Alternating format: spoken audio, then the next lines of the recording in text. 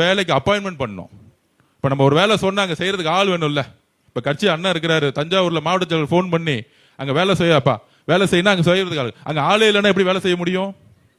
இப்ப மிகப்பெரிய பிரச்சனை மின்துறையில, இவங்க யாருமே அப்பாயின்மெண்ட் பண்ணல, வேலை எடுக்கல. இங்க மட்டும் இல்ல, ஒட்டுமொத்த அரசு துறை நிறுவனங்கள்ல தனியார் மயமாக்கி ஒரு எந்த இடத்துலயும் வேலை அப்பாயின்மெண்ட் பண்ணவே இல்லை. அப்ப நமக்கான கடமை என்ன? உடனடியாக நேர்மையான முறையில், என்னது நேர்மையான முறையில் டிஎன்பிபிசி மூலமா வேலைக்கு ஆள் எடுத்து அப்பாயின்மெண்ட் பண்ணும். நேர்மையான முறையில். முன்னால 25 லட்சம் ரூபாய் 40 லட்சம் ரூபாய் கவர்மெண்ட் வேலைன்னா, அதுக்கப்புறம் எக்ஸாம் வைப்பாங்க, திடீர்னு எக்ஸாம் ஸ்டாப் பண்ணிடுவாங்க. இப்ப இந்த ஊழல்கள் ஒழிச்சு கிளீன் பண்ணோம்ல, அதோடைய ஃபர்ஸ்ட் ஸ்டெப் தான் முதலமைச்சர் குடும்ப ஊழல், அமைச்சருடைய சுத்தி இருக்கக்கூடிய ஊழல், எம்எல்ஏ கட்சியோட ஊழல் இன்னைக்கு தொடை தெரிஞ்சப்பட்டிருக்கு. இன்னைக்கு திமுக வந்தா எந்த இடத்துல எவ்வளவு கலெக்ஷன் பண்ணிருப்பாங்கன்னு உங்களுக்கு தெரியும். ஒவ்வொரு ஊர்லயும் யார் யார் கலெக்ஷன் பண்ணிருப்பாங்க.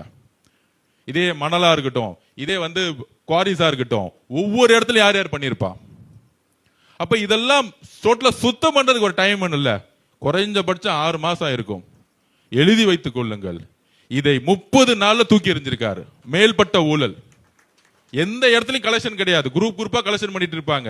திமுக சபரீஷன் அவர்களுடைய ஒரு 10 பேரு, இந்த பக்கம் உதயநிதி அவர்களோட 10 பேரு, எல்லா இடத்துலயும் இருப்பாங்க. போலீஸ் அப்பாயின்மெண்ட் பண்ணி டிரான்ஸ்பர் பண்றதே பாத்தீங்கன்னா அந்த குடும்பத்தில் கூடிய சில நண்பர்கள் இருப்பாங்க.